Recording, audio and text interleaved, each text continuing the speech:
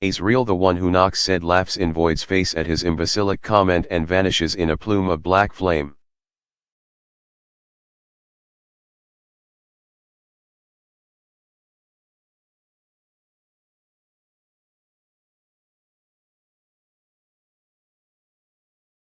Hide Void, Slayer said. Void blinks a few times. Okay then, whatever, he said, shrugging his shoulders before tapping his staff on the floor, humming idly as he walked along the guild hall to the side and floated up before simply using the air to simply sit on.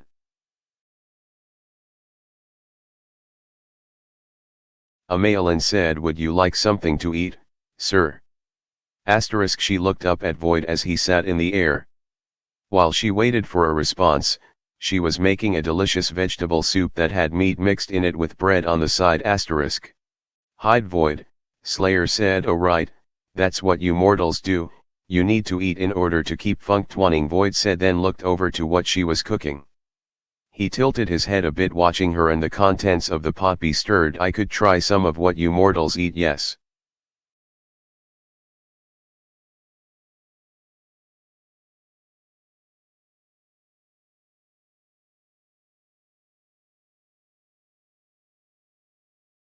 Amaelin said. Asterisk. She smiled a little as she stirred the pot, making sure everything was soaked in the broth and the meat absorbed it all.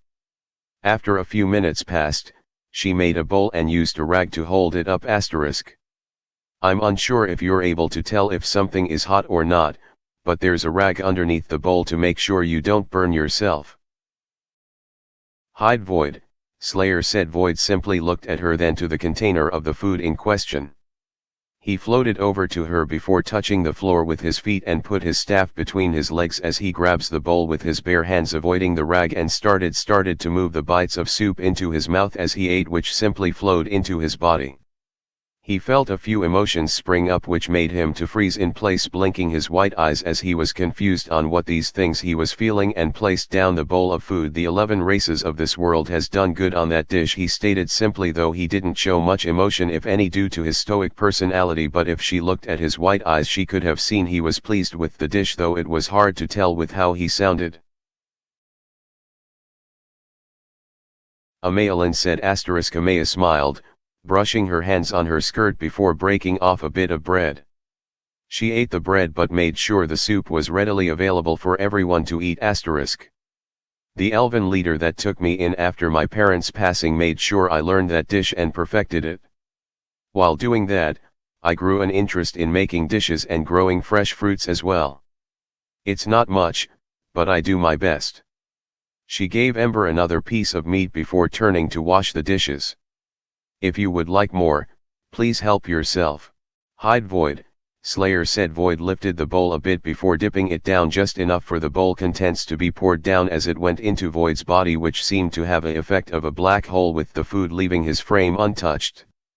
He placed the empty bowl down on the counter before looking at her, then he thought for a moment in pure silence before grabbing his staff with his right hand. He simply ripped a portal open beside him and reached in before taking out a rather large cookbook and turned over to her before placing it down. You may have this, I wish you to learn the many things in here, he stated simply to her. It's nothing more than one of the countless creations I have made, Void said with a respectful nod.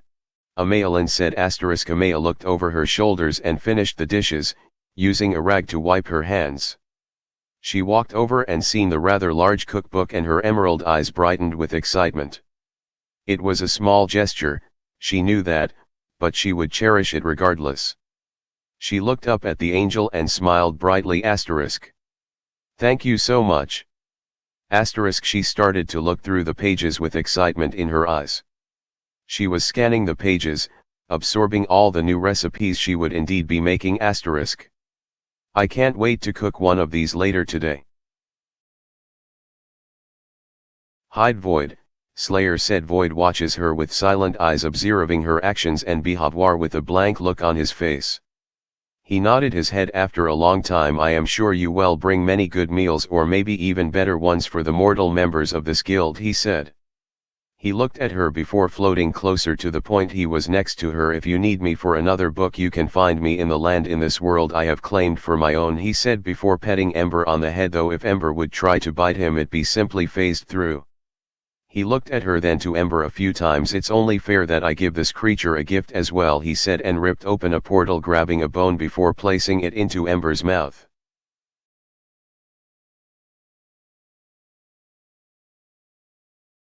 Amaelin said. Ember was over the moon over the bone, and she nuzzled Void's hand as a way of saying thank you for the treat.